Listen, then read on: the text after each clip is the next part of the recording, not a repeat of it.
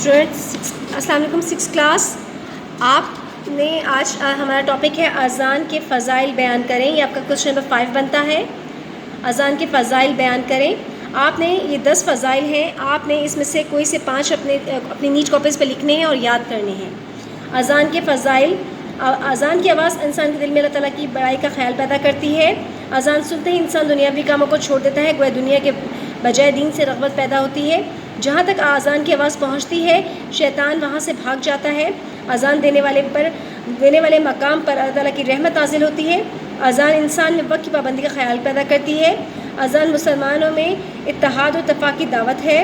اذان کی آواز جہاں تک پہنچتی ہے وہاں تک موجود ہر چیز قیامت کے دن اذان دینے والوں کے حق میں گواہی دے گی. مؤذن پر اللہ تعالیٰ کی رحمت نازل ہوتی ہے. اللہ تعالیٰ قیامت کے روز مؤذن کی عزت افزائی فرمائیں گے. حضرت اکرم صلی اللہ علیہ وسلم اذان کی آواز سن کر اس کا جواب دینے والوں کی شفاعت فرمائیں گے. اس میں آپ نے کوئی سے 5 فضائل اپنے لکھ لینے ہیں اور انہیں اچھی طریقے سے یاد کرنا ہے. اسٹوڈینٹس اگلا پیج ٹرن کریں. Page number 14. یہ ہے آپ کا آبجیکٹو. آپ نے اس چیپٹر کو پڑھیں گے بار بار تو آپ کے لیے کرنا آسان ہو جائے گا. اس میں ہے درست جواب پر ٹک کا نشان لگائیں. اذان کے لفظی معنی کیا ہیں؟ پہلی ہماری اس کی لائن یہی تھی. اذان کے لفظی معنی اعلان کرنا یا اطلاع دینے کے ہیں. اعلان کرنا. ٹھیک ہے. اذان کی آواز دن میں کتنی مرتبہ بلند ہوتی ہے؟ یہ سوال تو آپ کو آنکھیں بند کر کے کرنا چاہیے. اذان کی آواز دن میں 5 مرتبہ بلند ہوتی ہے. اذان کی آواز بلند کرنے والوں کو کیا کہتے ہیں؟ مؤذن، مفتی یا امام؟ مؤذن کہتے ہیں اذان کی آواز بلند کرنے والے کو. مفتی جو فتویٰ دیتا ہے اس کو کہتے ہیں. اور امام جو اذان کی امامت کرواتے ہیں، نماز کی امامت کرواتے ہیں، اس کو امام کہتے ہیں. اذان سنتے ہی شیاطین پر کیا اثر ہوتا ہے؟ خوش ہوتا ہے، بھاگتا ہے یا رو پڑتا ہے؟ اذان سنتے ہی شیاطین بھاگتا ہے. اذان کی آواز سے مسلمانوں پر کیا اثر پڑتا ہے؟ ایمان مضبوط ہوتا ہے، پریشان ہوتا ہے یا روتا ہے؟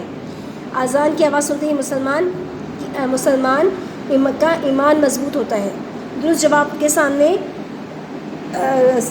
ٹک اور غلط کے سامنے کراس کا نشان لگائیں. اذان کے لفظی معنی اطلاع دینے کے ہیں. بالکل ٹھیک. اذان کی آواز صرف پاکستان میں بلند ہوتی ہے. یہ لائن غلط لکھی ہوئی ہے. اذان کی آواز پوری دنیا میں بلند ہوتی ہے. ہجرت کے بعد آپ صلی اللہ علیہ وسلم مدینہ منورہ تشریف لائے تو مسجد نبوی تعمیر ہو چکی تھی. یہ غلط ہے. آپ نے مسجد نبوی مدینہ منورہ آ کر خود تعمیر کی.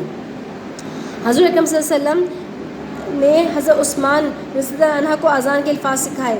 حضرت اکرم صلی اللہ علیہ وسلم نے، اگر آپ نے پورے چیپٹر کی ریڈنگ کی ہوگی تو آپ کو پتہ چلے گا، حضرت بلال کو اذان کے الفاظ سکھائے. اذان کہنے والے کو مؤذن کہتے ہیں. یہ بالکل ٹھیک ہے. اگلا ہے خالی جگہ پر کریں. پیج نمبر 15 پر. اذان کے لفظی معنی ڈیش کے ہیں. اطلاع دینے یا اعلان کرنے کے ہیں. نماز باجماعت ادا کرنے کا اعلان اذان کہلاتا ہے. مکہ میں کفر کے شر کی وجہ سے، ڈیش کی وجہ سے، شر کی وجہ سے مسلمان باجماعت نماز ادا نہیں کر سکتے.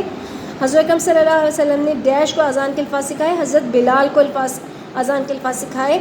اذان کہنے والے کو مؤذن کہتے ہیں.